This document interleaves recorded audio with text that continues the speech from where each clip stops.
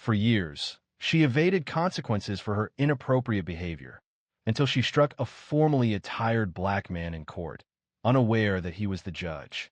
The immediate aftermath shattered everything she had established. It unfolded rapidly, unexpectedly.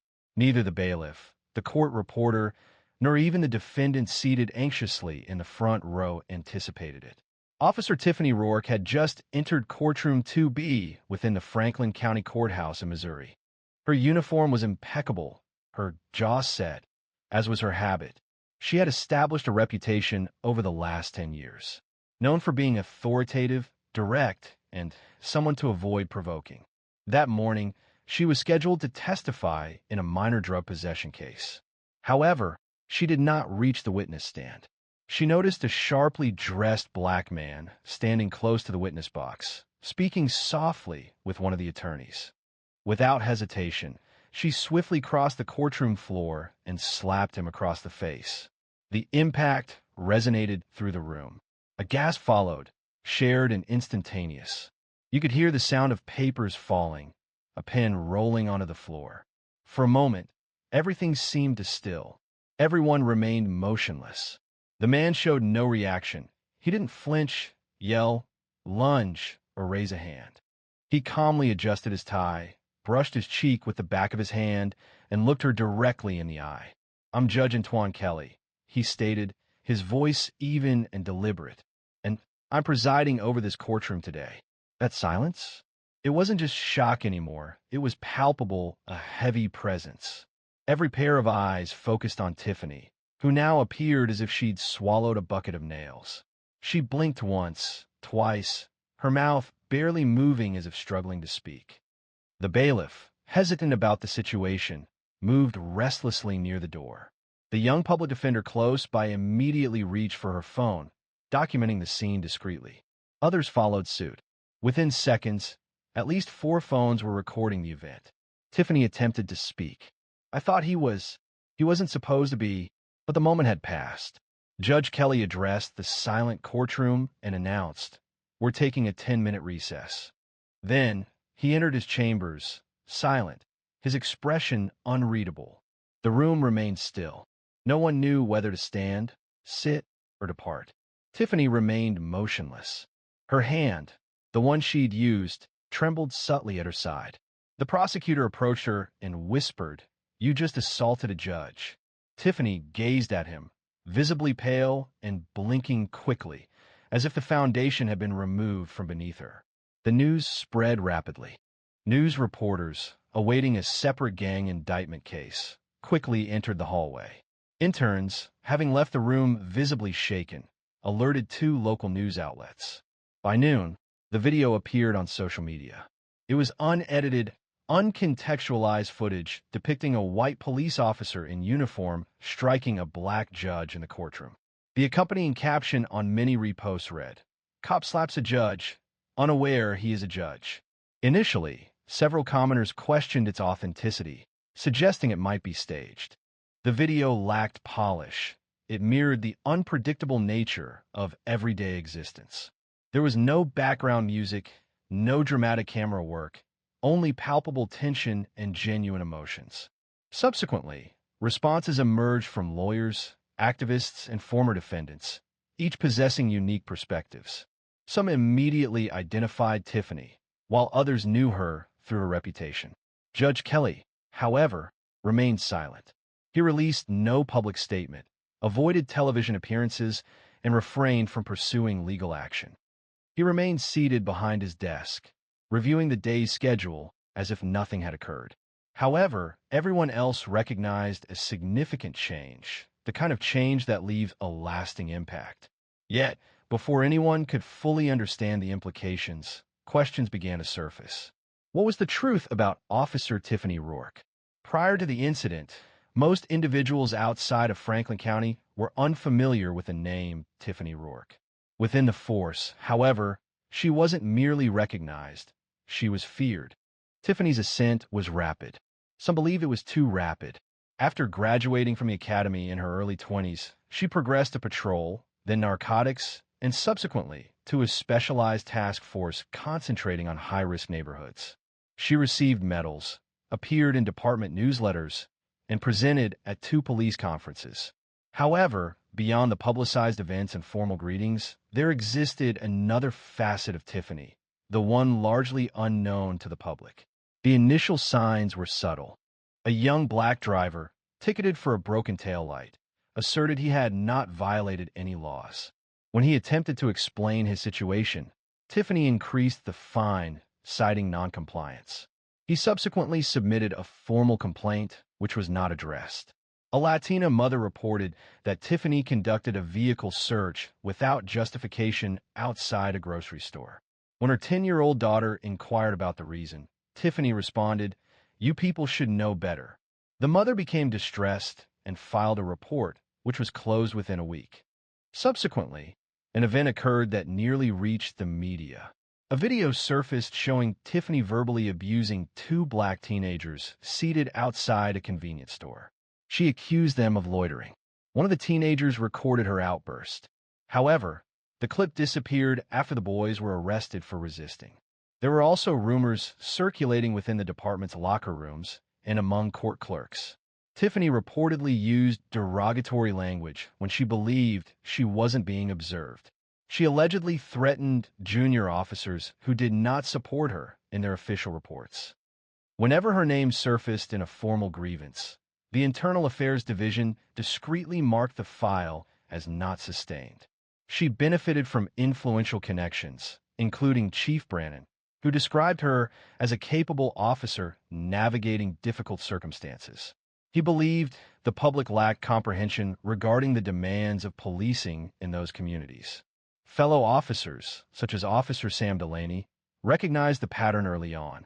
He once attempted to voice his concerns after witnessing Tiffany forcefully push a suspect's head against a cruiser window. She informed me that if I submitted any documents, my locker would be emptied by Monday. Consequently, he withdrew. They all did, not because they shared her perspective, but because Tiffany embodied the established order. She wasn't a deviation from it, nor an unusual case. She was the system. She represented the convergence of power and prejudice disguised by authority. And it wasn't simply her behavior, it was the confidence stemming from her perceived immunity. Around 6 months prior to the courtroom incident, a newly appointed officer, Jordan McLean, submitted a formal complaint following 2 weeks of riding alongside her. During that time, she halted 6 vehicles in a single day. All the drivers were black, and they were all within the same 3-block area. He documented in the internal log that none of the stops were warranted. McLean was then reassigned to desk duty 2 weeks later. Tiffany received a commendation. The underlying issue wasn't solely Tiffany's actions. It was the fact that others allowed her behavior to continue. Her advancement within the department wasn't in spite of her conduct, it stemmed from it. However, vulnerabilities had been appearing for some time prior to the incident involving Judge Kelly. Previously dismissed grievances began to reappear discreetly.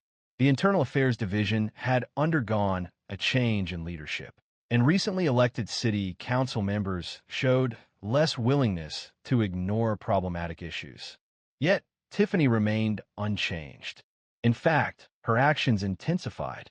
At a precinct barbecue, she dismissed the evolving situation as political maneuvering, declaring to her colleagues, "They can't touch me. I possess more damaging information about a significant portion of this department than they have about me."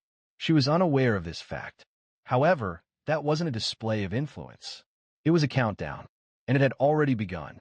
But when she delivered that false accusation in court, targeting the incorrect individual in the most detrimental location, that countdown reached 0. Consequently, the entire system she had depended on started to falter. When Judge Antoine Kelly returned to his chambers, he didn't forcefully close the door. He didn't discard any objects. He didn't raise his voice. He simply took a seat. He inhaled, moved closer, and grasped the pile of case files on his desk as if it were a routine Tuesday.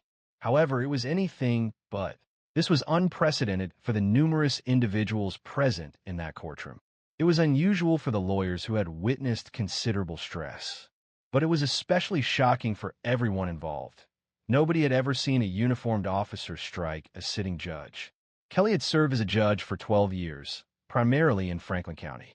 He preferred a modest demeanor. He avoided publicity. He favored simple ties. He kept photos of his wife and 3 sons on his bookshelf, alongside a miniature gavel his youngest made in woodshop. Those who knew him understood one thing. His quiet presence carried weight. He had grown up in St. Peters, Missouri. He was the first in his family to go to college, then law school. He worked in public defense for 7 years before switching sides. He'd seen every kind of case, the petty, the tragic, the senseless. He treated them all with the same steady focus. The scene in that courtroom was jarring. That slap? It was a familiar feeling for him. Disrespect had been a constant companion throughout his career. However, this was unlike anything he's experienced. Not a subtle insult, but a physical act performed publicly and undeniably.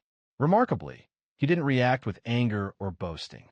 Kelly avoided theatrics. He prioritized accountability. In the hallway, his clerk, Monique Barnes, remained motionless, still clutching the folder she was intending to present prior to the incident. She entered his office cautiously. "Are you all right?"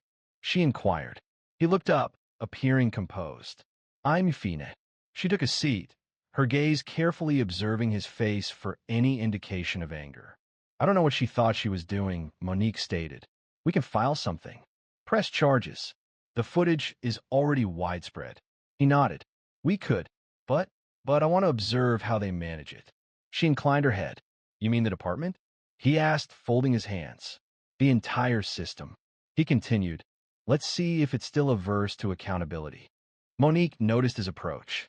She understood his method. He wouldn't be aggressive. He would wait and allow them to reveal their intentions. By lunchtime, Judge Kelly's name was widely discussed online. People recalled him from a graduation speech delivered at a local high school 2 years prior. Video segments reappeared. Notable statements were shared. The law isn't a weapon. It's a tool, and it belongs to everyone, not just the loudest voices. However, he remained silent. He did not post on social media or issue a formal declaration. Responding to inquiries from reporters at the close of the day regarding potential charges, he offered this statement. "I anticipate the same level of professionalism and accountability that I have demonstrated to others over the past 12 years. I am confident that the system will address this appropriately." The situation presented a challenge, concealed by a demeanor of composure, and this was perceived by those around him. Concurrently, within the department, the atmosphere was becoming strained. The chief's assistant had left 3 messages on Tiffany's voicemail. A discreet inquiry was sent to HR by legal counsel representing the county. Simultaneously, at least 2 junior officers had reported being ill, seemingly to avoid involvement in the escalating situation. However, Kelly refrained from pressing the matter, as it was unnecessary. The recorded footage conveyed a more compelling narrative. Later that evening, at their residence, his wife, Nadine, sat beside him on the couch, holding his hand.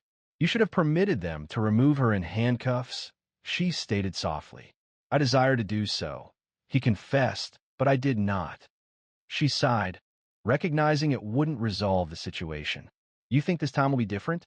He glanced at their joined hands. "I believe this time she chose the wrong man in the wrong place at the precise right moment."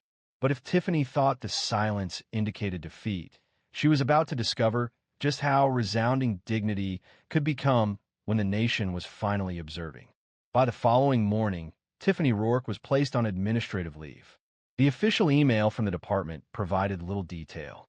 An investigation is underway concerning an incident involving court personnel. However, the details did not require a formal announcement. They were widely disseminated. The event rapidly spread online, with news broadcasts repeatedly showing it. Podcasts offered detailed analyses, and online forums were filled with accounts from individuals claiming prior negative experiences with her. A video surfaced from 4 years prior, depicting Tiffany arguing with a teenage boy during a traffic stop. The footage, grainy and captured by dashcam, showed her words slurred slightly, and her tone menacing. The boy had been released without charges. However, the recording remained unseen until now. This time, people weren't just speaking, they were paying attention, and her badge offered no protection. Within the department, disarray reigned. Officers murmured in hallways. Her closest allies, those who previously joked with her at Friday briefings, now abruptly had other commitments when she approached. A memo from Internal Affairs began circulating. We are seeking interviews with individuals who work directly under or alongside Officer Rourke. More than a dozen officers responded within 24 hours. Some did not provide their names. One of these officers, Detective Naomi Brennan, stated that she had waited almost 6 years to share her information. According to Naomi, she had previously threatened to reassign me to the county jail rotation if I questioned her reports again. A patrol officer, previously a cadet, recounted an instance where Tiffany placed a flashlight beneath a suspect's seat to create a pretext for a search. She referred to this as insurance, claiming no one would review her recorded footage. The situation had escalated beyond the initial incident. What began as a single event became a catalyst. Subsequently, a series of previously concealed issues were exposed. The Internal Affairs Department initiated a review of her prior reports, conducting comparisons. Analysis revealed certain trends, an imbalance in stops, and uncertain reasons given for those stops. The complaints persisted. Meanwhile, Tiffany attempted to shape the story. She contacted a local conservative talk show host, providing a hesitant phone interview, alleging the judge had appeared threatening and made a sudden action. The interview failed to gain traction. Even her consistent supporters hesitated. The sound of public relations defenses weakening became palpable when the host abruptly ended the segment, stating they would await further information before drawing conclusions. Subsequently, an email arrived from her union lawyer. A conflict of interest prevents me from continuing to represent you in this situation. Essentially, you're facing significant public scrutiny. Her inbox was flooded with messages. Journalists contacted her. Friends ceased responding. Even her daughter, 19-year-old Avery, a college freshman, sent a brief text. "Why would you do that, Mom?" Tiffany was seated in her kitchen. The once esteemed medals from her service were positioned above the refrigerator. They appeared altered now, more burdensome, as though they no longer belonged to her. She continued to feel she hadn't erred significantly. Not truly. He appeared like a perpetrator, she murmured, by herself at her kitchen table. He shouldn't have been present there, attired as he was, speaking as if he controlled the situation. Yet, she was aware. This wasn't about what Judge Kelly wore or his location. It was about her instinct, the one she never scrutinized, the one that had secured her advancements, esteem, and apprehension, but never responsibility. And now, that instinct had transformed into a destructive force. 2 days following the incident, the Franklin County Police Department conducted a press conference. Marking the first time in 15 years, the chief was accompanied by legal counsel. "We do not endorse Officer Rourke's behavior in the courtroom. An internal investigation is underway. We are treating this matter with utmost seriousness." He offered no praise, such as describing her as a good cop or noting distinguished service.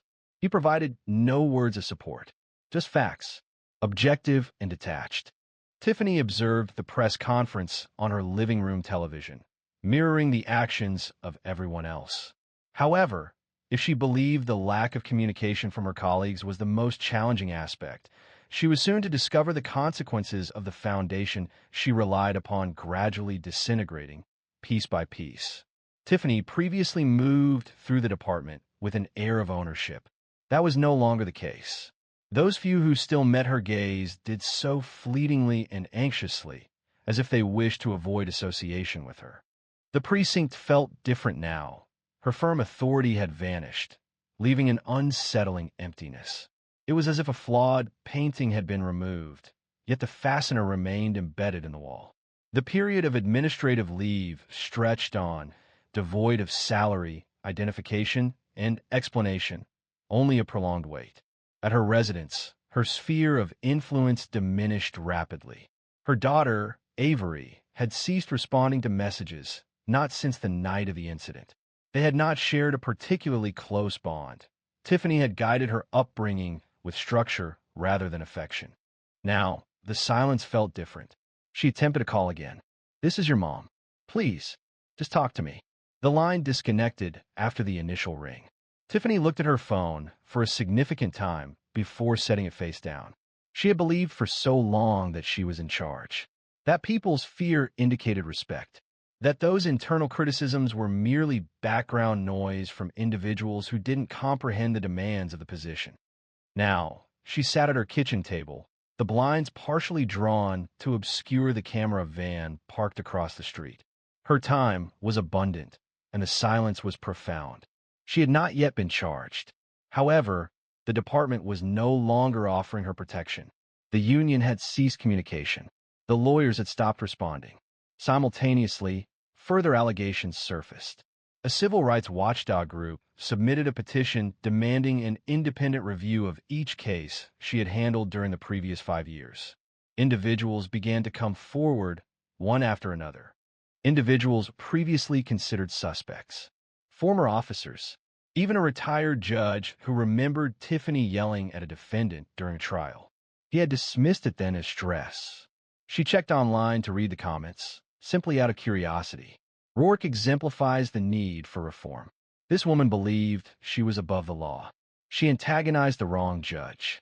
Fortunately, and then the most damaging remarks from people who asserted they were her friends. I consistently felt uneasy about her. Her behavior was consistently overly assertive. I recall an instance where she laughed following a child's tears in an interrogation room. That moment remains vivid. It wasn't disloyalty, it felt like obliteration, as if she had no connection to them whatsoever. Her voicemail was overflowing with messages. Reporters, civil attorneys, and even a woman from a documentary company inquiring whether Tiffany would consider sharing her perspective. She did not respond to the call. The garage offered her a semblance of security. She would sit in the car, engine off, doors locked.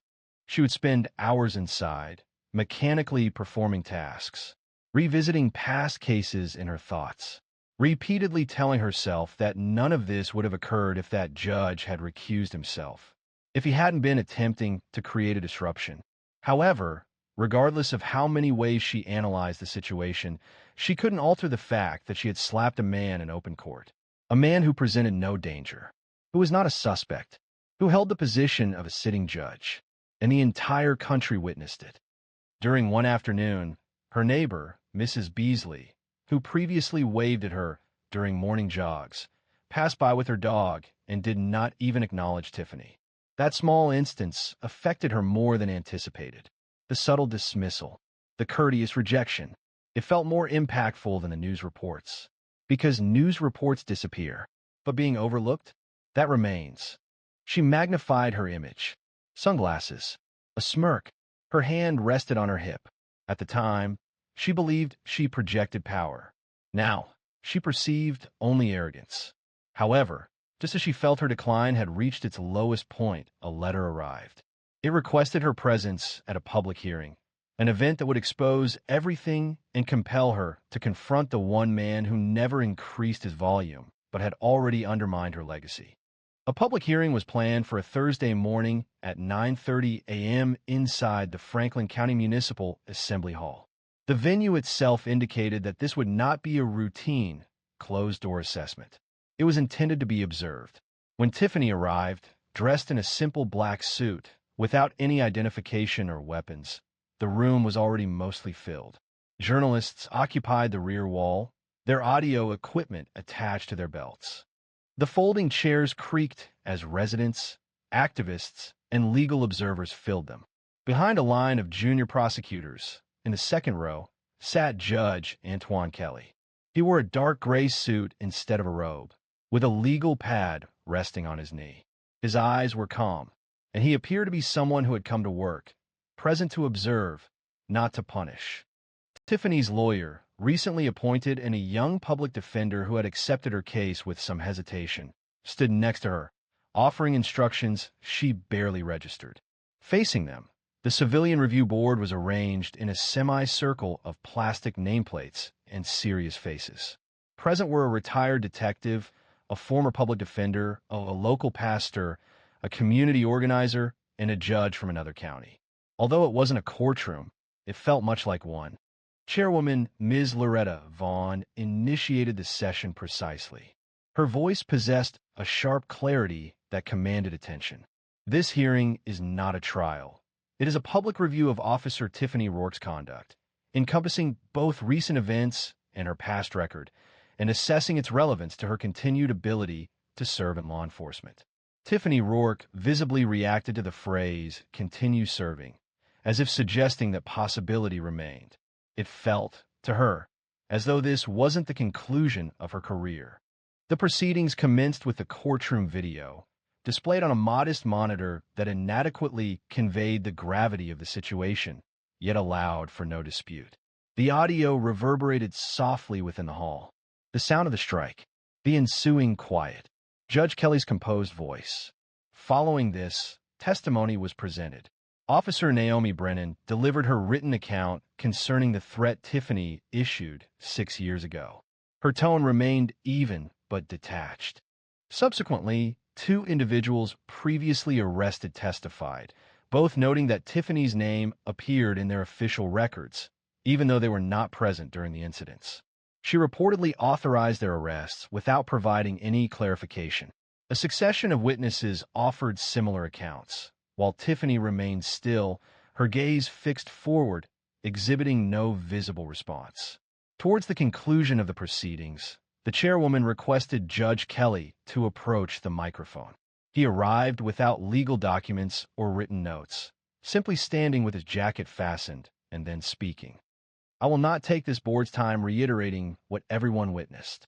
That information is already part of the public record. He began. What I want to focus on is what follows accountability, because that's where the essential work commences. He paused. A few pens scratched against paper. I have served this county for over a decade. I have observed people commit reckless actions out of fear. I have seen people lash out because they felt insignificant. But what transpired that day in my courtroom was neither fear nor a mistake.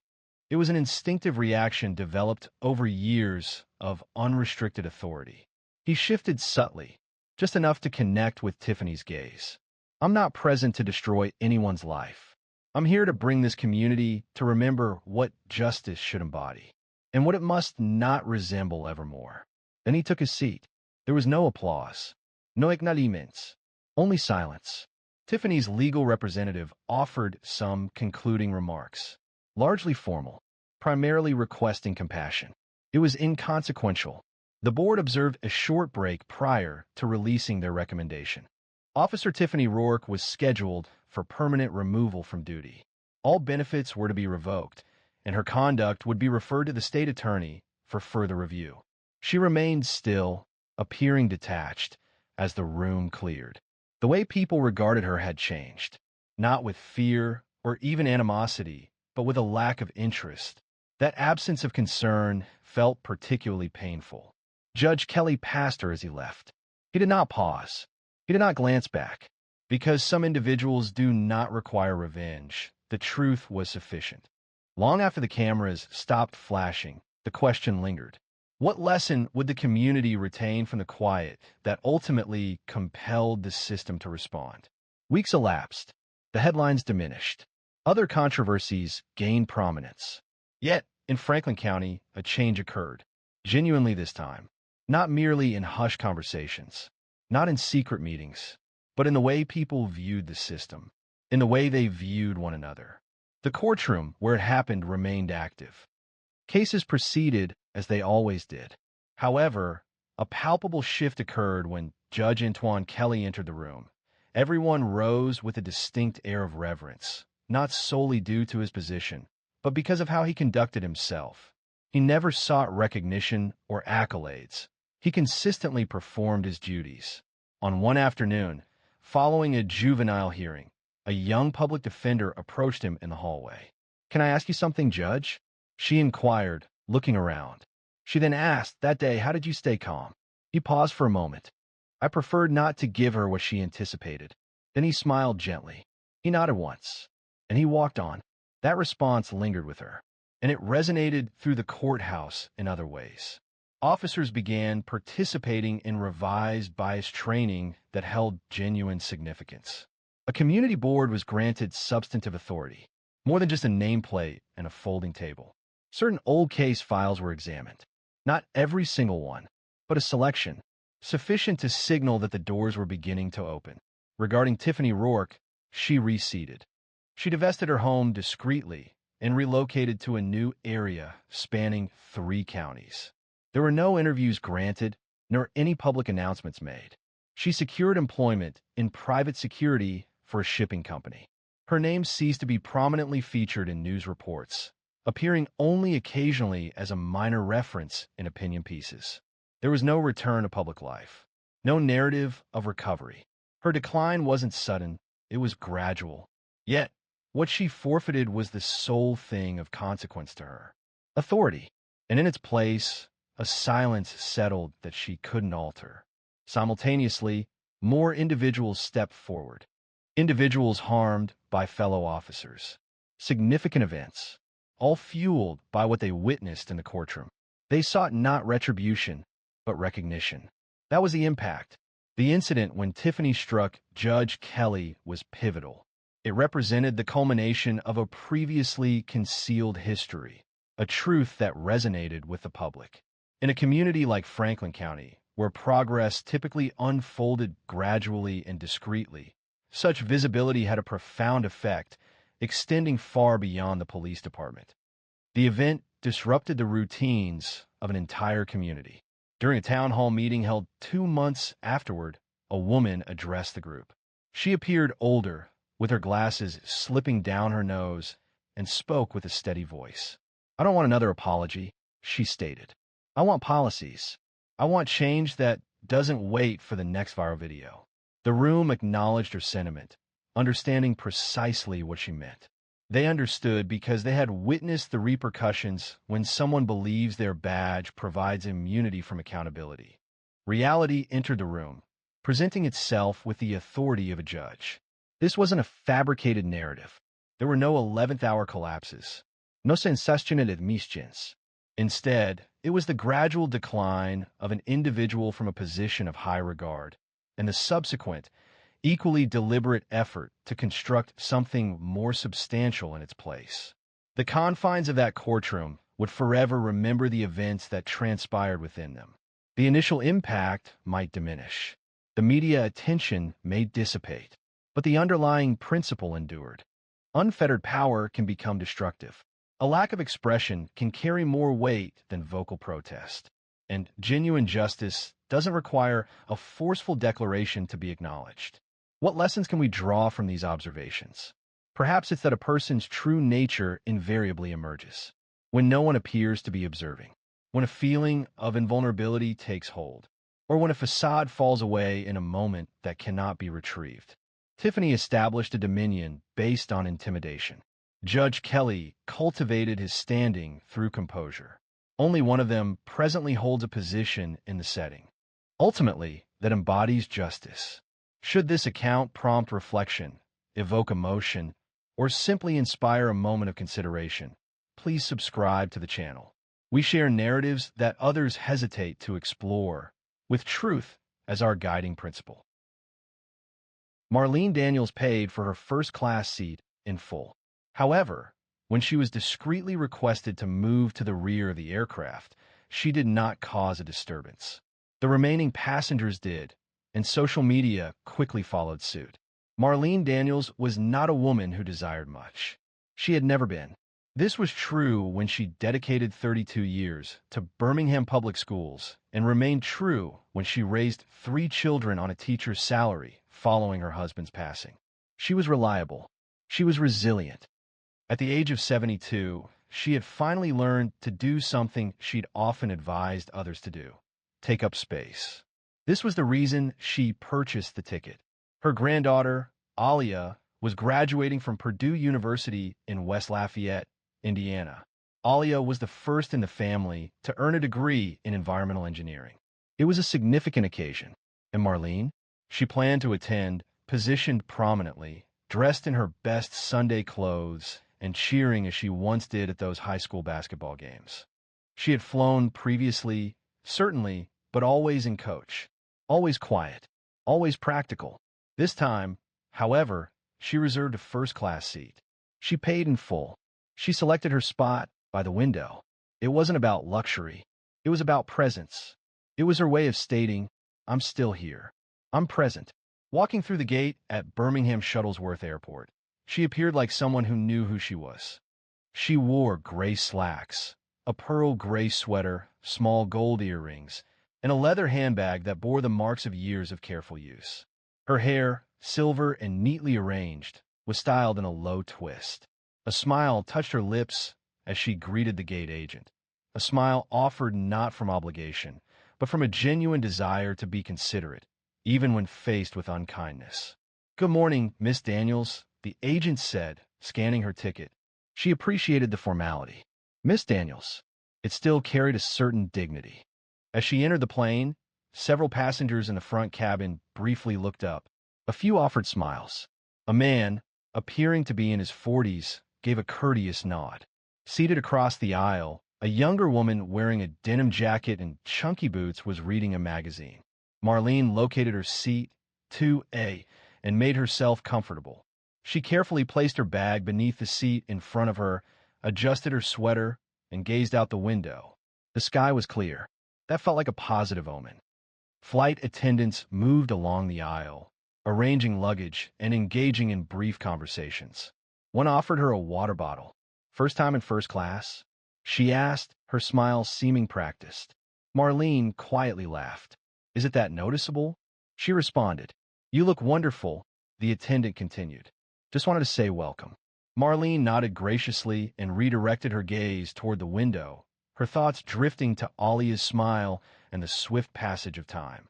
It felt like only yesterday she had been in the front office of Jefferson Middle, observing her granddaughter twirling in her chair while completing paperwork. She relaxed, her hands resting calmly in her lap.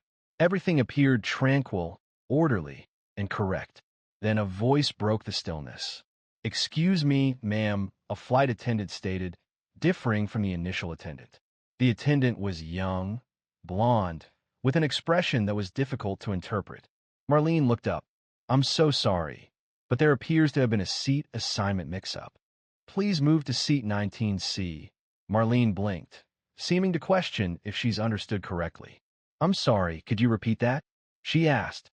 "There's been a change. A late passenger arrived. The system assigned you to this seat in error. We require this seat to be free." Marlene remained perfectly still. Her voice remained even, and her eyes didn't show any displeasure. She reached into a bag, retrieved the paper boarding pass she always printed, and displayed it. "This is my assigned seat, 2A. It was paid for and chosen by me." The attendant looked at it, then checked the aisle. "I understand. I truly do, but we're aiming to resolve this swiftly before takeoff." The woman in the denim jacket, seated across the aisle, lowered her magazine. She observed her sitting there prior to anyone else boarding. She stated softly. Marlene remained still. "Not yet." Her fingers rested on the chair arms, applying just enough pressure to keep her steady. "I'm not attempting to cause disruption," she said calmly, "but I reserved this seat months ago." The attendant leaned in slightly, lowering her voice. "Ma'am, if you could please cooperate, we'll get this sorted. We just need you to move for now." Then, without another word, a man appeared. Tall, white, neatly trimmed beard, dressed in business casual, holding a laptop bag, and looking impatient. The attendant gave a small, practiced smile. "Right this way, sir." But Marlene hadn't moved. Not yet. Marlene's fingers remained curled tight around the armrests. She detected the subtle sounds of passengers arranging themselves, zippers fastening, and safety belts securing. Yet the atmosphere surrounding her felt heavy, resistant to movement. The man now stood almost directly in front of her seat, looking down with an expression that was a blend of confusion and annoyance. "This is two-way, right?" he asked, looking towards the flight attendant, but not Marlene. "Yes, sir," she replied. "Just a minor misunderstanding. We are resolving it now." Marlene spoke with composure, but her voice conveyed firmness. "How is this addressed?" The attendant attempted to maintain a pleasant demeanor. We simply require you to take seat 19C.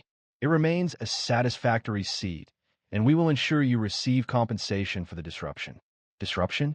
Marlene lifted her eyebrows. Being asked to vacate the seat I paid for in front of a completely full plane after I had already been seated? That is not a small matter. The man finally made eye contact with her. He did not speak, just gazed. And something about that silence, easy for him, unsettling for her, felt significant. Ma'am, the flight attendant repeated, her voice now more assertive. Please. Marlene glanced around. Silence filled the cabin, but eyes were fixed on her. The man seated across the aisle appeared uneasy, fidgeting in his seat. The younger woman with the magazine continued to stare. She didn't desire to create a disturbance. It had never been her way. She had always instructed her students to overcome embarrassment with grace, not noise. At this point, she questioned what she would be conveying if she were to leave unnoticed. However, her dignity couldn't sustain the entire journey. Marlene carefully released her seatbelt, retrieved her bag, and rose. The flight attendant sighed, clearly relieved. Thank you, she stated, and moved to allow the man to take the seat, where he opened his laptop and straightened his tie as if it were a routine occurrence. Marlene held her back straight as she walked along the narrow aisle, passing rows of strangers who didn't meet her gaze. She arrived at row 19, located seat C, and put her bag under the seat without a word.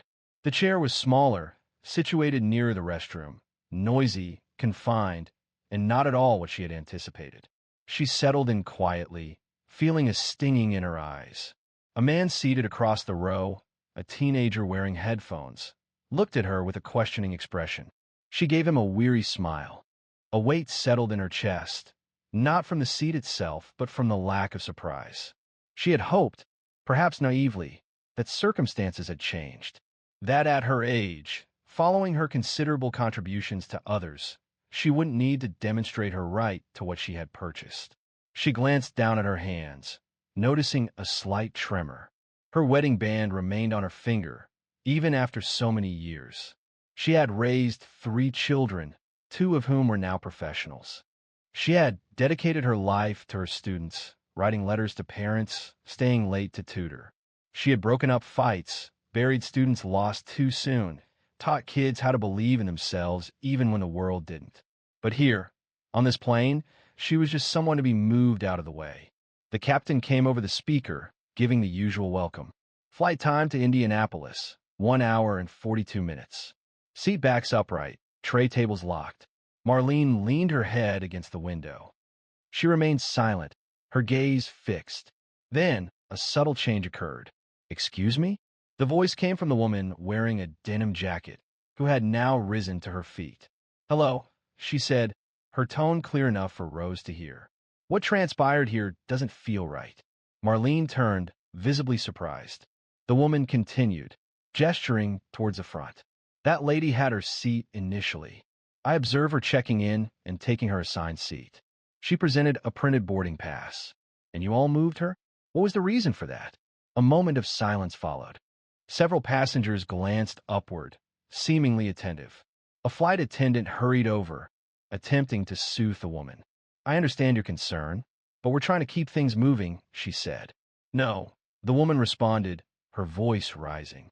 You moved her because you believed she wouldn't speak out.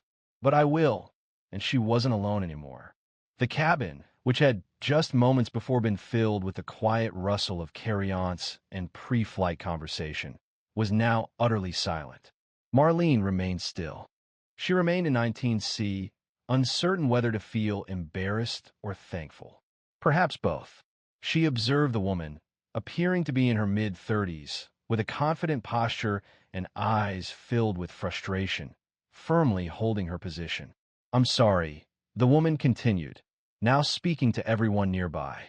But you can't ignore what just occurred. You moved that woman from her purchased seat, offering no reason. And this man, she indicated towards 2, simply walked in as if everything was normal.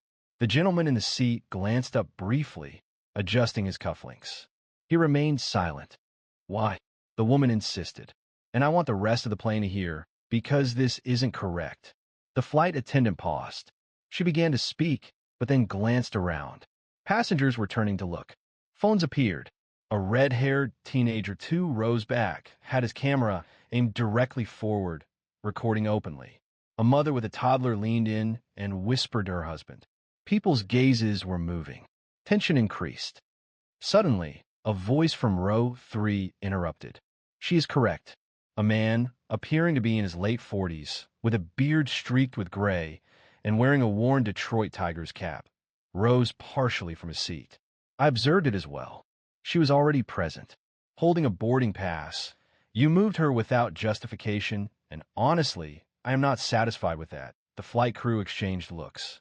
Another attendant, taller, older, possibly more experienced, approached, placing a hand lightly on the younger woman's arm. We will be able to discuss this once we are airborne, he stated. The woman in denim remained still. No, you speak now. This was not an accident. This was a deliberate action. And if no one else is going to voice it, I will. That woman was repositioned because you believed she wouldn't object due to her age. And let's be frank, because she is black. That word resonated like a sharp rebuke in the quiet. Marlene averted her eyes. She felt a flush rise up her neck. She had never enjoyed being the focus of attention. A voice arose from the rear of the cabin. That's unfair, a younger man murmured. There's no way that should have occurred. Another person then spoke, their voice raised. Return her seat. The man wearing a two-way radio seemed uneasy and finally closed his laptop. He glanced at the flight crew. Honestly, I don't need the seat if it's going to cause a disturbance, he stated. I simply took the one they assigned to me. The assertive woman responded with a derisive laugh. You observed her relocation and didn't inquire, not even once. He shrugged, deliberately avoiding eye contact. It's not my responsibility. The flight attendant tried to manage the situation. We recognize emotions are intense. Let's resolve this promptly so we can depart on time. However, the man wearing the Tiger's cap interrupted. Not until she receives her seat back. He turned and addressed Marlene. Ma'am, he said, would you like your seat back? She paused. She had dedicated much of her life to instructing others on how to utilize their voice to champion what is just. Now her own trembled. I don't want to be the cause of this flight being delayed, she stated quietly. You are not, the woman from row 2 responded. You are the reason it might finally be rectified. That was when it occurred. The man in row 4 rose, followed by a couple situated behind him. If she doesn't receive her seat, someone declared, we are not sitting either. Flight attendants began to panic. Someone reached for the phone to contact the pilot. The aircraft doors remained open, and established procedures were now being implemented. The chief flight attendant returned, visibly agitated. We need to halt boarding, a fellow passenger interjected. It's too late. The planes are full. Resolve this immediately. Marlene rose deliberately. Her hands were steady now. I didn't request this situation, she stated. However, I will not remain here and pretend I didn't receive what I paid for. I secured seat 2A. I checked in promptly. I adhered to every guideline. Throughout my life, I've adhered to every guideline. Then, suddenly, the man in 2A rose. He offered no apology. He avoided eye contact. He simply took his laptop and proceeded toward the rear of the plane. The crew swiftly assisted Marlene in returning to the front. As she passed, numerous passengers acknowledged her with nods. Several offered words of encouragement. Good for you. You didn't deserve that. We saw. She resumed her seat in 2A. The armrests felt altered this time. Not stiff, not cold. By the time the plane departed, the video had already been uploaded online. As the aircraft ascended through the clouds, the mood within the cabin remained subdued. Marlene was seated in 2A, her hands calmly resting in her lap. She had not consumed the offered beverage. It wasn't necessary. Her mind was occupied. She felt no anger, not a vocal expression of it. She was considering her granddaughter, reflecting on the world Alia was entering with that degree. This incident, this small public humiliation, wasn't unprecedented. However, something about it felt different this time.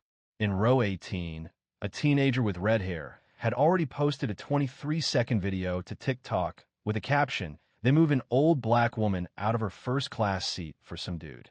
The entire plane seemed to agree. The reactions were immediate. That's disgusting. She deserves to have that seat back. What's the airline? Tag them. By the time the flight landed in Indiana, 3 influencers had compiled a video that was distributed by an account called Justice from the Aisle, and it had already surpassed 80,000 views. Marlene was unaware of any of this. She was still arranging her sweater and getting ready to text Alia upon arriving at the terminal. Her phone had remained turned off throughout the flight. As passengers exited the aircraft, several briefly touched her arm. "Your class act," they said. "Glad they made it right." She softly expressed her gratitude, her eyes appearing warm yet weary. She felt unsure how to react to the focus. A portion of her longed to retreat into the airport bustle, simply taking her shuttle and heading into town. However, upon activating her phone, it vibrated, and vibrated again. Numerous messages arrived, some from her children, others from past colleagues, and even a few unfamiliar numbers. Her youngest son, Louis, had attempted to call her 3 times. She accepted the call on the 4th ring. "Mama," he said, his voice already filled with emotion. "Are you okay?" "I'm fine, baby." "Why? You're all over the internet. I mean everywhere, Twitter, Instagram, TikTok. Someone has a video of you standing up for yourself. You handled that with grace, Mama. I'm proud of you." Marlene's chest tightened. I didn't even know she was filming. She captured everything. They attempted to displace you from a seat you paid for, and people are reacting strongly. She paused, taking a deep breath. "I didn't do anything extraordinary." "Yes, you did," Louis stated. By the time she reached the parking area where her shuttle was waiting, she had missed 5 additional calls. One was from a local reporter in Indiana. 2 were from media outlets she didn't recognize. Someone named Mia from the Morning Circle had emailed her twice already. Marlene lowered her phone into her lap, allowing the shuttle to rock slightly as it pulled away from the curb. A college-aged black woman with thick braids and a Purdue hoodie sat beside her. She looked at Marlene, paused briefly, then shifted in her seat. "Excuse me, ma'am," she began hesitantly. "Were you the woman on the plane today? The one in the video?" Marlene raised her eyebrows. "That fast?" The girl smiled. "People share things that are important, and this was important." Marlene paused. "It's odd. I didn't intend to be involved in something like this." The girl spoke softly, saying it hadn't been planned. However, she acknowledged that Marlene had managed the situation in a manner that resonated with many. Marlene returned a smile, then glanced out the window, observing the passing billboards and highway signs. She had simply intended to attend a graduation, and now the entire country was discussing the event. However, the airline remained silent, an unsettling silence. By the time Marlene arrived at her hotel in Lafayette, her name was already appearing in the subject lines of press releases. Unofficially, naturally, no company was willing to acknowledge anything that could incur a financial cost. However, the airline, Coastal Air, was aware of the situation. They had viewed the videos, read the online discussions, and hastily convened in private meetings. Marlene's phone rang again as she entered the elevator. An unfamiliar number. She allowed it to proceed to voicemail. She felt weary. She had traveled across 2 states, experienced humiliation, then received applause, and subsequently been drawn into a situation she hadn't requested. All she wanted now was a warm shower, a meal she didn't have to cook, and to see Ollie across that stage. Her room overlooked a small park where families walked dogs and students tossed frisbees. The sun was dipping behind the trees. Marlene watched for a moment before sitting down and turning on the TV. Local news was already on. The video, now exceeding 2.3 million views in under 12 hours, depicts what seems to be an elderly black woman being requested to relocate from her designated seat in the first-class cabin to make room for a younger white passenger. Other passengers on board stepped in, and the woman was ultimately returned to her original seat. She silenced the notification. Her phone vibrated again, a text from Louis. "Coastal Air has released a statement. It's underwhelming." She clicked the link. The official statement read, "We are aware of the incident on board Flight 482 today involving a seat assignment confusion. Coastal Air is committed to fair and inclusive treatment for all passengers and is reviewing internal procedures. We apologize for any inconvenience experienced. Inconvenience, she whispered, shaking her head. That word again. She remembered all the time she'd written real apologies in her career, when a teacher lost their temper, when a parent was left unheard. She avoided using that term, especially after incidents occurred. That evening, she accepted a phone call. Marlene Daniels? The voice was distinct and resolute. It belonged to a woman, professional in tone. Yes, speaking. This was Nina Morgan. I'm a producer with Midday Matters. We're interested in having you on our show tomorrow morning, just to briefly discuss your experience. It won't be intrusive. You're seen as representing something larger, and people are paying attention. Marlene hesitated. I'm not a symbol, she replied. I know, Nina responded, her voice gentle and sincere. That's why her refusal of the interview felt significant, at least for the time being. A quiet impulse arose within her. She had dedicated her life to assisting others in expressing themselves. Perhaps now was her opportunity to speak out once more. The following morning, she composed a handwritten note. It was brief, a single page in length, but each word was carefully chosen. She began with the sentence, I wasn't trying to go viral. I attempted to see my granddaughter. She spoke about dignity, about how simple it is to overlook older individuals, about what it feels like to be marginalized, not for the first time, but for the thousandth. And she concluded with this. I spent decades telling young people they were important, that their presence was important, that they belonged. I still believe that. But sometimes the ones who forget are not the students. It's the people who think they're in charge. She entrusted the letter to Lewis, who shared it on his social media with her consent. Within hours, by lunchtime, it had accumulated over 400,000 shares. Her story appeared on talk shows. An op-ed piece in the Indianapolis Journal commended her composure. Civil rights advocates incorporated her letter into speeches and public events. A particular comment resonated with her. It originated from a woman named Danielle in Topeka. My mother experienced a time when she was pushed out of a bank queue and dismissed it with a laugh. She stated, people like us don't make noise. I wish she could have witnessed this. Ms. Daniels, thank you. Your words helped me remember not to dismiss things so easily. Marlene was seated near the window, holding her phone and a letter. She hadn't raised her voice. She hadn't protested. She hadn't created a video. She simply stated the facts. However, the crucial moment she awaited hadn't arrived. It was pending on a campus stage. Saturday morning dawned clear and cool. Marlene hadn't slept well. Amidst the news reports, the communications, and the sensation of being observed by countless unseen individuals, finding peace had been challenging. Yet, her steps were firm as she entered the campus of Purdue University, her focus resolute. She wore a navy blue dress and a coordinating hat, the very one she'd reserved for a significant occasion. This was that occasion. She was unconcerned if people recognized her now. Let them. Today was not about her. She was there to witness her granddaughter's walk. The stadium seating was almost completely full when she located her row. A security guard approached her, held her gaze for a moment, then smiled. Ms. Daniels, yes? He said, I just wanted to say thank you. I saw the video. I'm glad you stood your ground. She nodded warmly. Appreciate that. I'm here for my granddaughter. He reached into his pocket and continued. The dean of students asked me to escort you to a reserved section. For family. It has a better view. Marlene paused, questioning, reserved for whom? He smiled. For you. She followed him upwards to the front rows, just behind the stage, where a simple seat was designated with a folded card. Mrs. Marlene Daniels, guest of honor. She blinked, her heart skipping a beat. It wasn't a spotlight. There was no podium, just a seat, and it belonged to her. Offered, not taken. Shortly, the ceremony commenced. Names were announced. Gowns flowed. Applause resounded. Then, Alia Denise Daniels.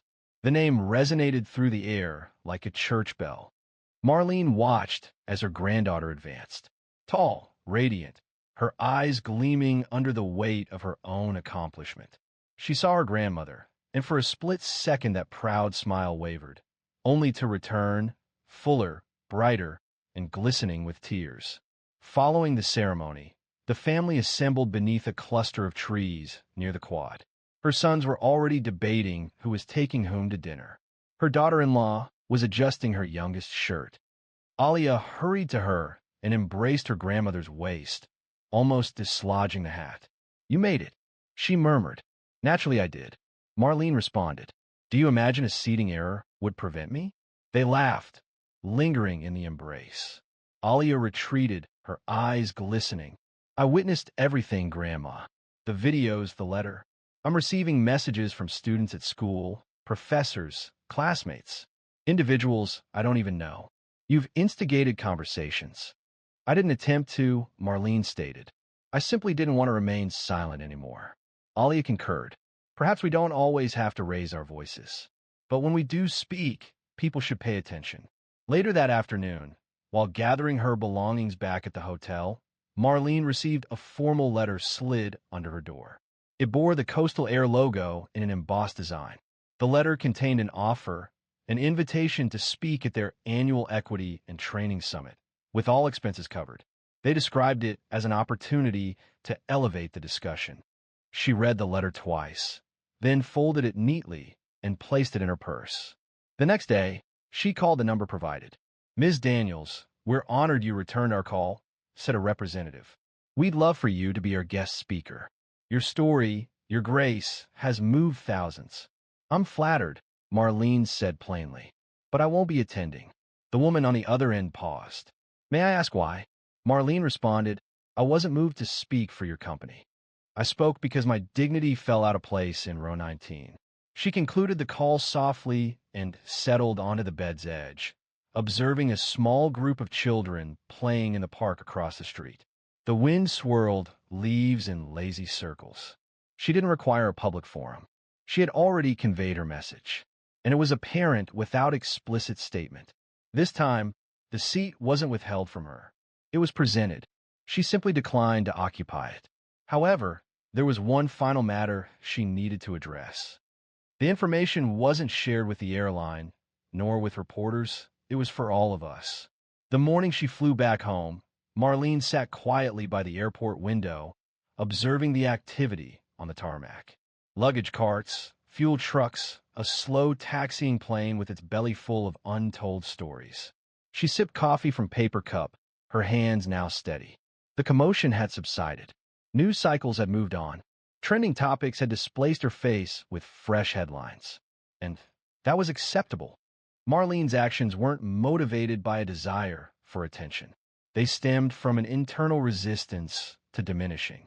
Her phone vibrated again. It was another message from an unknown sender, a retired nurse in Arizona. The message read, "I've spent my whole life apologizing before I even spoke. Thank you for reminding me I don't have to." Marlene reread the message, then put her phone away and surveyed the terminal. People passed by her, pulling carry-on bags, enjoying lattes, and holding onto their children's hands. Most didn't recognize her. She wore her usual gray sweater and pearl earrings, nothing extravagant.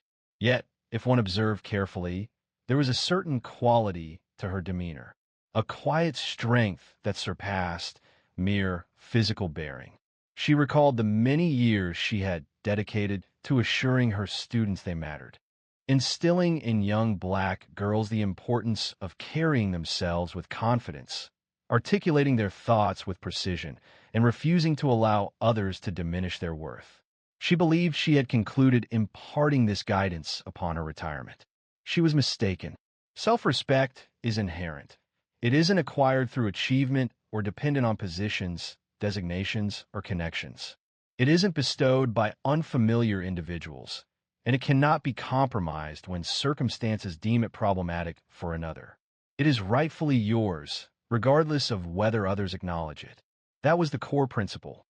It resonated not only with those who observed her movement down the plane aisle, but with the reserved individuals. Those who suppressed their dignity countless times in checkout lines, boardrooms, waiting rooms. Those who've been subtly indicated to relinquish their seat, either physically or figuratively, to someone deemed more significant. Marlene's story wasn't concerning revenge. It wasn't reflecting anger. It wasn't even focused on that man or that airline. The memory centered on the decision she made, resolving that she wouldn't remain silent for anyone. Just before her flight was scheduled to board, she rose and stretched. A young girl close by gently pulled on her mother's sleeve and murmured, "That's the lady from the video." Marlene offered a slight smile. It wasn't a broad smile, nor one seeking acknowledgement. It was the type of smile that conveyed, "I am aware of my identity." As she proceeded toward the gate, the same flight attendant from her initial journey appeared, though in a different uniform on a different day. The woman looked up, a flash of recognition in her eyes. She offered a brief nod. Marlene stated simply, "Good morning." Nothing more, nothing less. A lengthy explanation wasn't necessary. Applause wasn't required. She possessed something more valuable: serenity. As the gate opened and boarding commenced, Marlene didn't hurry. She waited patiently. She proceeded deliberately, and, upon reaching her row, yes, first class once more, she positioned her bag under the seat, took a seat, and gazed out the window. The sky stretched endlessly. She remained silent for the entire flight because she felt no need to speak. Occasionally, the most impactful declaration is simply holding your place, particularly when others anticipate you to relinquish it. Therefore, if you're hearing this and you've ever felt diminished for asserting yourself, recall Marlene Daniels. Not because she became widely known online, but because she never increased her volume, and yet everyone understood her. If this narrative resonated with you, please share it. Speak when you are able. Remain in your seat when required. And most importantly, never allow another person to determine when your dignity is present. A judge publicly fined her concerning a small cross necklace, believing she was simply another person present. However, when she rose and spoke, the entire courtroom became quiet, and the subsequent events left even the bailiff astonished. Alana Merriweather did not go to the Rutherford County Courthouse, anticipating conflict. She went to support her younger cousin, Deshawn, who'd been arrested following a routine traffic stop that had escalated into a considerably larger matter. She requested a day of leave from work, chose a navy blue blouse, slacks, and flats. The outfit was simple and understated, yet respectful. A delicate gold chain with a small cross hung around her neck. It was not ostentatious, barely noticeable unless one looked closely. Someone did notice. The courtroom was full. It contained people awaiting their turns, lawyers reviewing documents, and deputies positioned along the walls. Alana settled into the second row, remaining quiet and composed. Her purse rested in her lap. She nodded softly to her cousin, who appeared exhausted from stress, his eyes weighed down by fatigue. He remained silent, offering her a look of thanks. That was sufficient. Judge Raymond Keller entered with his characteristic formal walk. The judge was known for a particular demeanor. Across Murfreesboro and in surrounding areas, lawyers spoke of his meticulous nature, traditional, direct, and unyielding.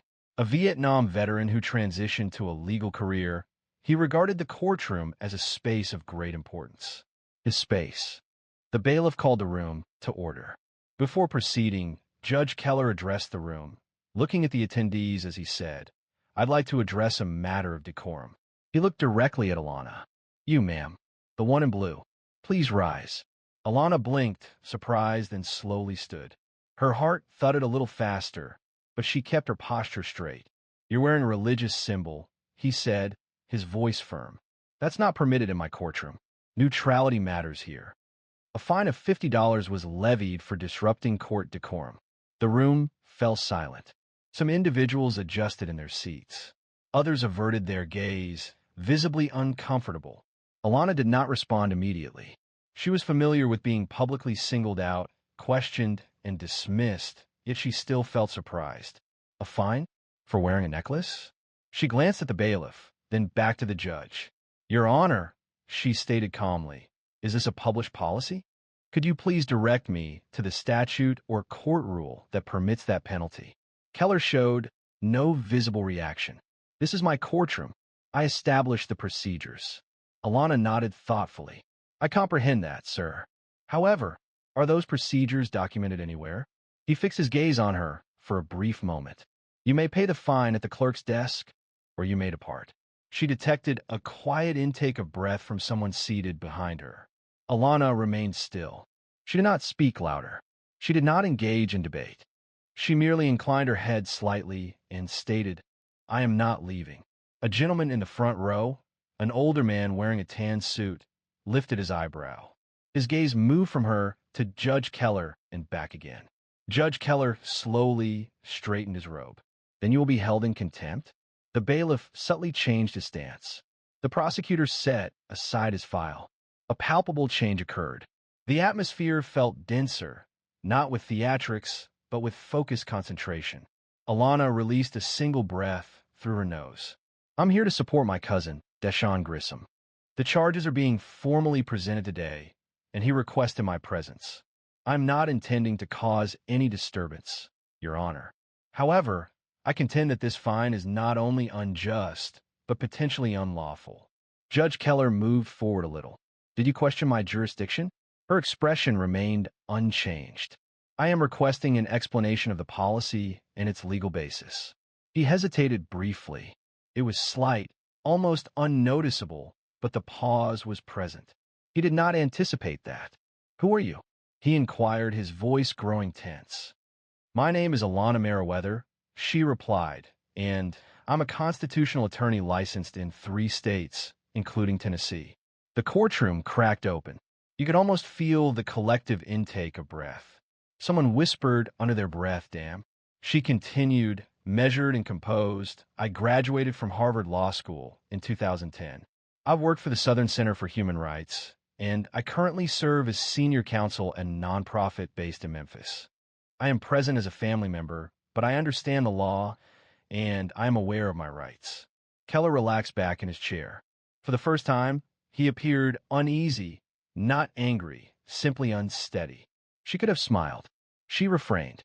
The ensuing silence was palpable. The judge began to speak, but stopped, instead rearranging the papers on his desk.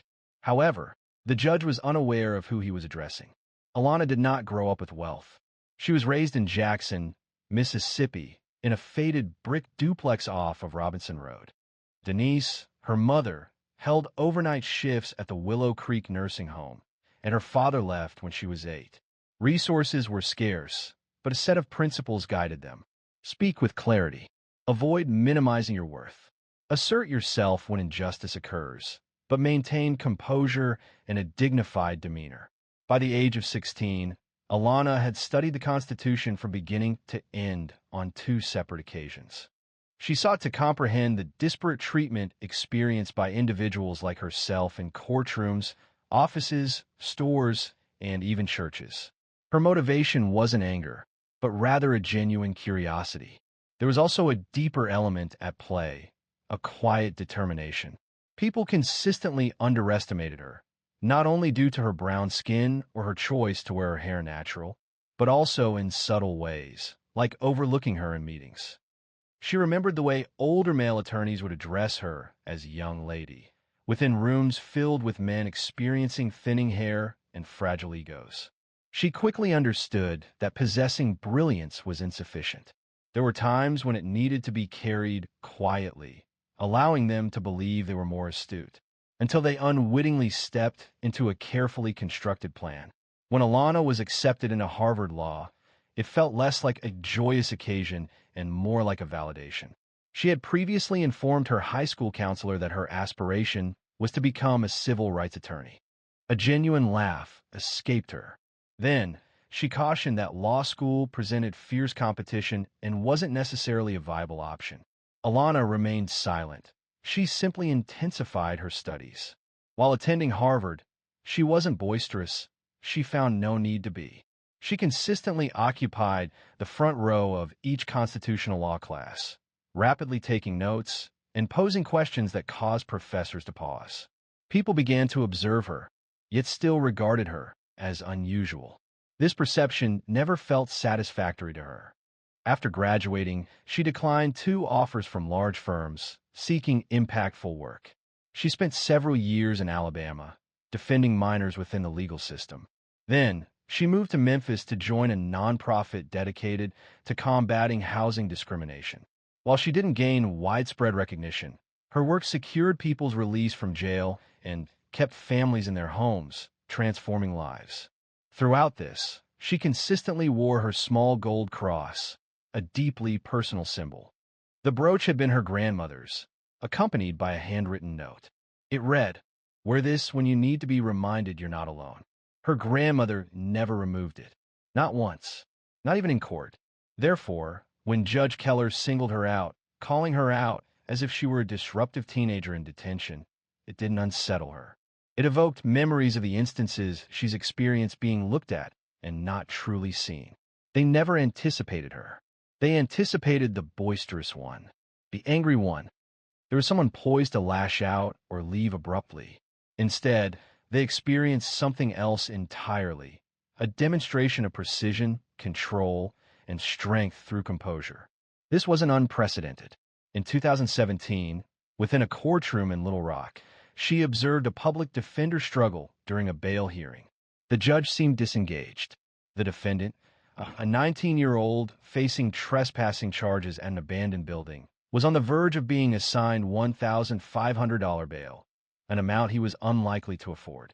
Alana rose, introduced herself, and referenced 3 Arkansas statutes that the judge seemed to have missed. The judge conceded. Bail was waived. The defendant was released that same day. That demonstrated her character. Consequently, sitting in Rutherford County, facing a fine for a necklace of great personal significance, before a judge who believed he could compel her to be silent, Alana remained steadfast. She straightened her posture. When she introduced herself to the courtroom, her name, her qualifications, her purpose for being present, it wasn't intended for Judge Keller. It was directed toward everyone who perceived her as simply someone's relative. However, today wasn't a day when silence was an option. The courtroom remained quiet for an unusually long time. Judge Keller shuffled papers, seemingly stalling. But Alana remained still, her hands clasped before her, patiently waiting. Not contesting, merely waiting. From the far corner, the prosecutor subtly adjusted his posture, his fingers still. The bailiff's gaze moved between Keller and Alana. A change was palpable. The room's power dynamic had altered. It wasn't solely emanating from the bench. Keller spoke, clearing his throat. "This court will proceed with the next case." He refrained from mentioning the fine again, at least for now. However, the absence of his usual reprimand was keenly observed. Deshawn's case was then called. He remained standing, still wearing the wrinkled button-down shirt from county lockup. He looked at Alana, his eyes reflecting both pride and concern. She offered him a singular, composed glance, a look conveying, "Don't panic. I've got this." The public defender approached the table. However, before he could speak, Alana moved forward. "Your Honor," she stated distinctly, "with the court's permission, I would like to represent Mr. Grissom today. I've reviewed the charges and spoken with him. He desires me to stand in his defense." Judge Keller looked up. "You aren't listed as counsel. I presented my bar card. My Tennessee license is current. You can verify with the Board of Professional Responsibility I am listed as Alana Joy Merriweather." He paused a moment too long and then nodded once. "Proceed." Alana moved to stand beside Deshawn. Her cousin appeared to want to laugh and cry simultaneously. She placed one hand gently on his shoulder as she turned to address the court. Mr. Grissom was stopped due to a non-functioning tail light. The arrest report indicates he was asked to leave the vehicle and subjected to a search without consent. No warrant was present. The officer's statement made no mention of probable cause. Additionally, the encounter progressed to resisting arrest when he inquired about the reason for being handcuffed. He did not raise his voice, nor did he threaten anyone. She retrieved a document from her purse. "I've submitted a written motion to dismiss, supported by 3 Tennessee Supreme Court rulings. Each affirms that a warrantless search under these circumstances constitutes a violation of the Fourth Amendment. Additionally, the resisting arrest charge lacks supporting video evidence, despite officers wearing department-issued body cams." The room was still again. Alana frowned, leaned back, and accepted the motion from the clerk. He reviewed it. It was evident. With a rapid scan of the room and a slight twitch of his jaw, Alana remained silent. She stood motionless, allowing him to read, while ensuring her presence was undeniable. Behind her, people subtly adjusted their positions, not from disinterest, but from focused attention. This was no longer the woman they believed was in distress just moments prior. This was a different person altogether. Judge Keller looked up. You wrote this motion yourself? I did. I prepared this draft last night following a review of the police report and a conversation regarding the arrest with Mr. Grissom. And I am not affiliated with a law firm. I am employed by a civil rights nonprofit. Our organization focuses on due process violations, housing discrimination, and wrongful convictions. The judge tapped the motion lightly on the desk. Your client's record? No prior arrests. No violent offenses. He's a full-time electrician's apprentice, simply trying to get to work on time the day this occurred. Another long silence. Keller turned to the prosecutor. State's position? The prosecutor paused. We'd be willing to dismiss the resisting charge. Maintain the traffic infraction. Alana spoke again, her voice resolute. We'd agree to that only with the court confirmation that the search was unlawful. Mr. Grissom deserves that documented. It was a confident move. No apologies. No hesitation. Simply a direct, justifiable request supported by legal precedent. Keller observed her. The courtroom rarely witnessed such assertiveness. A woman, a black woman, effortlessly navigating legal procedures. She did so without displaying anger or arrogance, simply presenting clear and precise facts. He adjusted his glasses. The motion to dismiss was granted. The traffic infraction remains with a warning, and no fines will be assessed. Alana offered a subtle nod, devoid of a smile or celebratory gestures. She then turned to Deshawn. You're free to go. He paused momentarily, as if his body needed time to process the news. Subsequently, he left the defendant's table and embraced her firmly. A murmur rippled through the courtroom once more. It wasn't regarding the case itself, but about her. However, what Alana did next silenced everyone. Instead of returning to her place, she faced the bench, her voice remaining calm. Before I sit down, Your Honor, I would like to formally challenge the fine issued earlier this morning. Keller visibly recoiled, as if startled. Do you want to reopen that matter? He asked. Yes, sir, she replied. You stated that religious symbols were not permitted in your courtroom. However, unless this courtroom is functioning under martial law, the First Amendment remains applicable. Her tone was measured. She did not need to raise her voice. In County of Allegheny versus ACLU, the Supreme Court underscored the requirement for government institutions to maintain neutrality rather than hostility towards religion. Prohibiting a small cross pendant, particularly from an individual who is not testifying or speaking to the court at that moment, does not represent neutrality. The action appeared as targeted suppression, and the gallery had gone completely still. Alana advanced 1 foot. Additionally, there was no written policy displayed, no public signage indicating the ban, and no prior warning provided. I am found without citation, without precedent, and without any attempt to verify my intent or role in the proceedings. Keller adjusted in his seat. His face had lost some of its typical composure. One could observe something stirring behind his eyes, calculation, doubt, perhaps even shame. Are you suggesting the court violated your rights? He inquired. Alana remained motionless. I am not making accusations. I am presenting established facts. I request the fine be rescinded, and the court record should indicate that this incident transpired outside established protocol. The prosecutor glanced up momentarily, then resumed, looking down. The bailiff's hands were now clasped before him, his jaw tense, and his posture more formal. Keller hesitated before replying. He fixed his gaze on her for a prolonged, intense period. Then he announced, the fine is withdrawn. This wouldn't be documented. Alana offered a brief nod. Thank you, Your Honor. She pivoted and proceeded to her place with composure. Murmurs arose once more. However, this time, they weren't filled with uncertainty.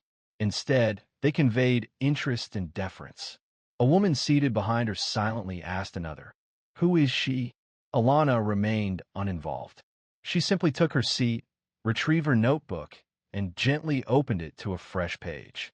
The judge, for the first time that morning, seemed to be truly contemplating. His movements became more deliberate. He examined the files with greater attention. The issue he's ignited by the fine for the necklace had escalated. It had become something more significant. The prosecutor spoke quietly to the bailiff, who acknowledged with a nod and jotted a note. The shift was noticeable.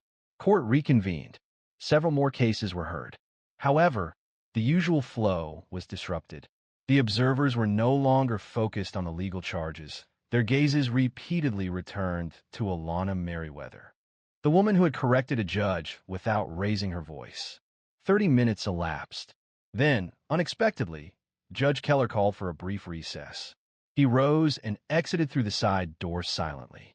Alana remained seated. The bailiff approached her slowly. "Mom," he said, softer than previously, "may I pose a question to you?" She turned her head slightly. "Of course. Did you anticipate that occurring? Regarding the fine? Concerning everything?"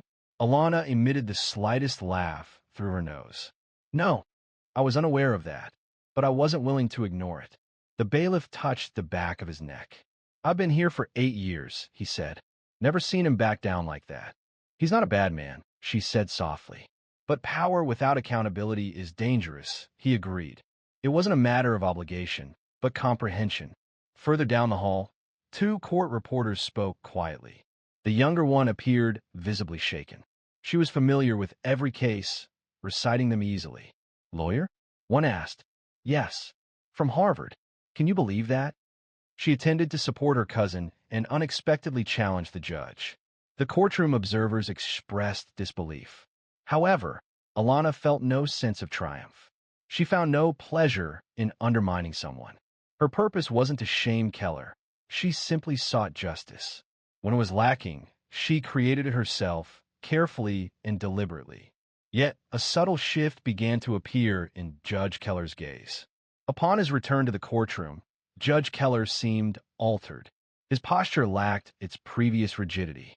He appeared unchanged in stature, simply quieter. No longer seemed a man attempting to maintain authority, but rather someone attempting to grasp how he relinquished it without awareness. He took a seat, adjusted his glasses, and proceeded to the next case.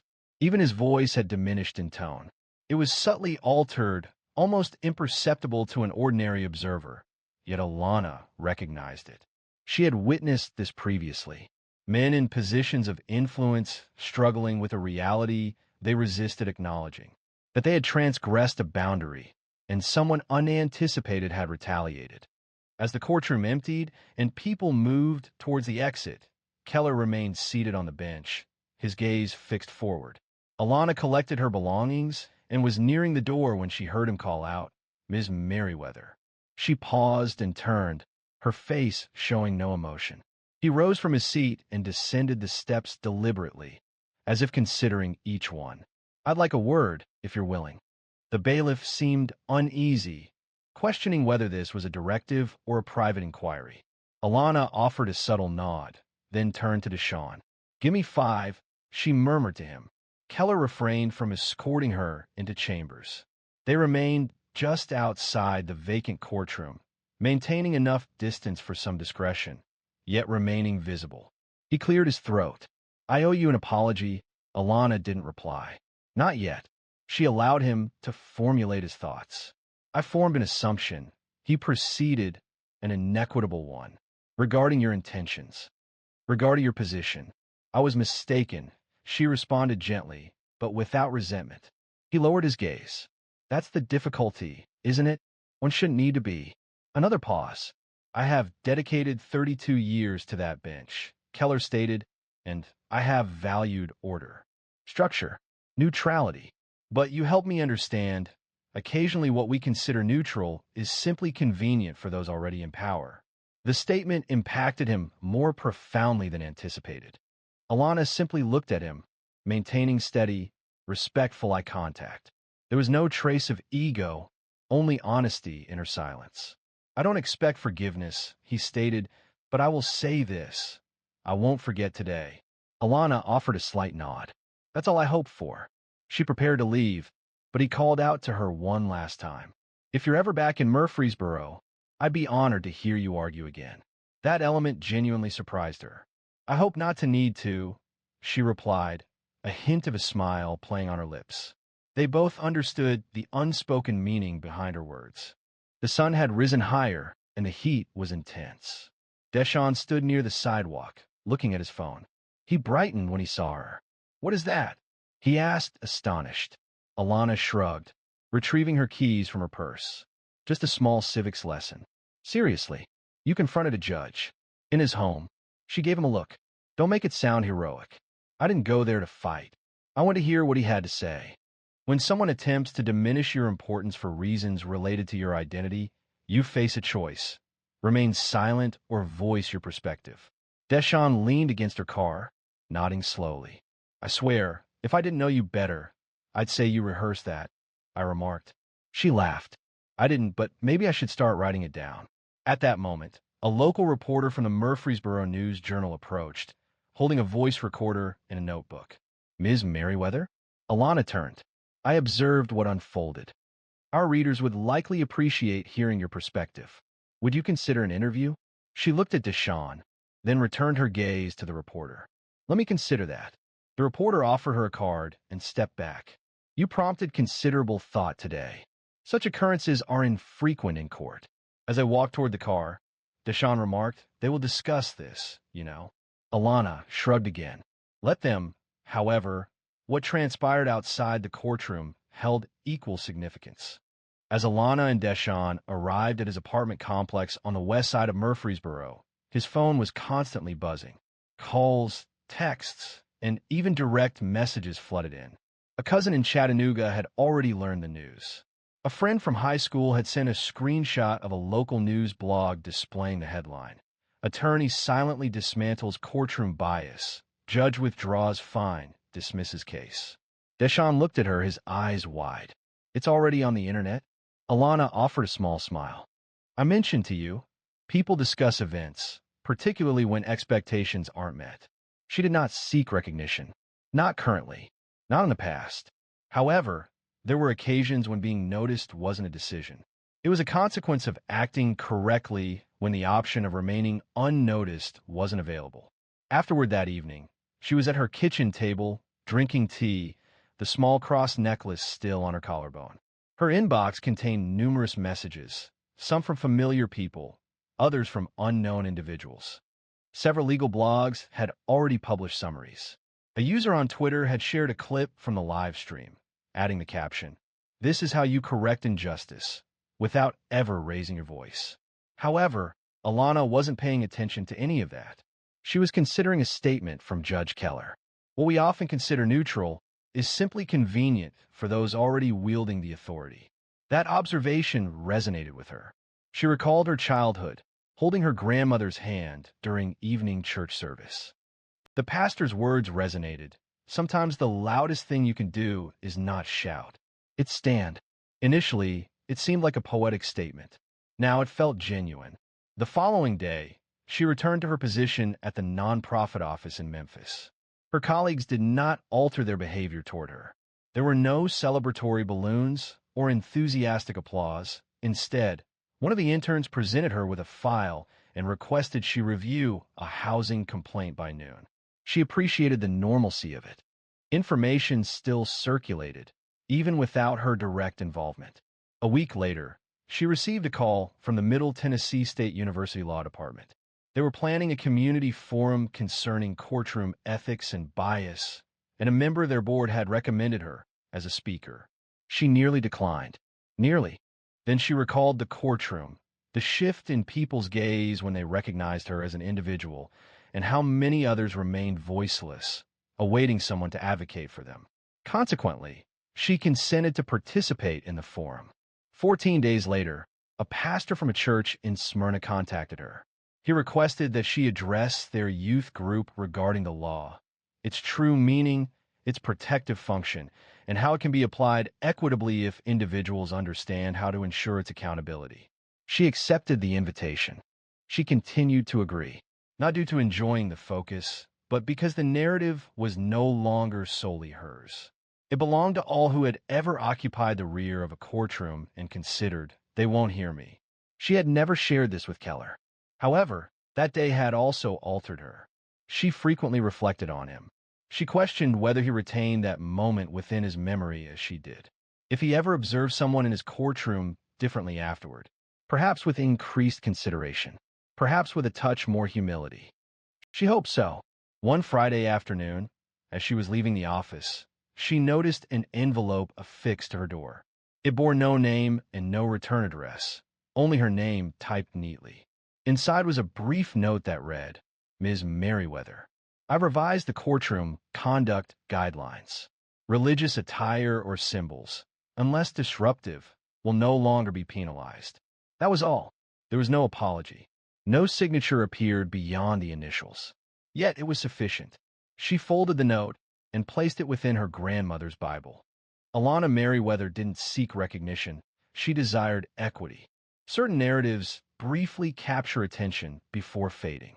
Others resonate deeply, altering perspectives, even without direct interaction with the individual who initiated that change. For Alana Merriweather, that courtroom moment represented not a culmination, but a segment within a more extensive narrative. A narrative encompassing decisions largely unseen by others. For instance, staying up all night to assist a tenant contesting an unlawful eviction. Dealing with late-night calls from worried mothers whose sons were detained without bail. Or traveling 3 hours to a courthouse in Jackson simply to observe a judge who was reported to be unfairly treating defendants with limited financial resources. She made no introductions.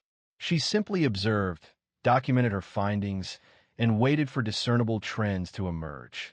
When questioned about her composure and restraint in the face of disrespect, she consistently replied, I know what I carry. She didn't need to demonstrate its weight to show it was heavy. That courtroom didn't alter her. It simply reinforced why she selected this profession initially. Not for recognition, not for retribution, for respect. She had no desire to embarrass Judge Keller. She aimed to make him consider. And in that, she was successful. Some time passed, and during a talk with a group of teenage girls at a public charter school in Memphis, one of them asked, Weren't you the woman who spoke directly to the judge and caused him to appear mistaken? Alana responded with a smile. I didn't speak directly to him. I spoke with purpose. And I didn't cause him to appear mistaken. I offered him an opportunity to reconsider. The girls seemed surprised. Isn't that essentially the same thing? Alana replied, Not in the slightest. Several of the girls chuckled, but a few seemed to take her words to heart. Those were the ones she intended to reach.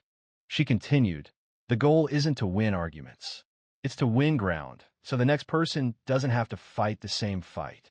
That resonated with them, just as it resonated with her. She understood her story might disappear from news feeds. The tweets, the blogs, the clipped videos, they'd all be lost eventually. But someone would remember. Someone in the gallery who witnessed that moment unfold. Someone who'd felt invisible that day and walked out feeling a little stronger. That was sufficient. Some individuals enter a space seeking attention. Others, like Alana, enter, communicate with precision, and leave a lasting impact. The gold cross remained a daily adornment. She would be prepared again if another courtroom attempted to challenge its presence. For invariably, someone will attempt to diminish you to align with their expectations. And equally, a decision will always present itself, to diminish or to stand, to speak or to allow silence to convey your message. She elected to stand, with insight, not with empty words, not with arrogance, but with a clear objective. And that's what caused people to recall, not that she achieved victory, but how she achieved it. If this narrative resonated with you even slightly, if it prompted thought, emotion, or introspection, then please don't keep it private. Subscribe, distribute it, and help spread it. You never know when your steady voice might be the one that transforms the atmosphere.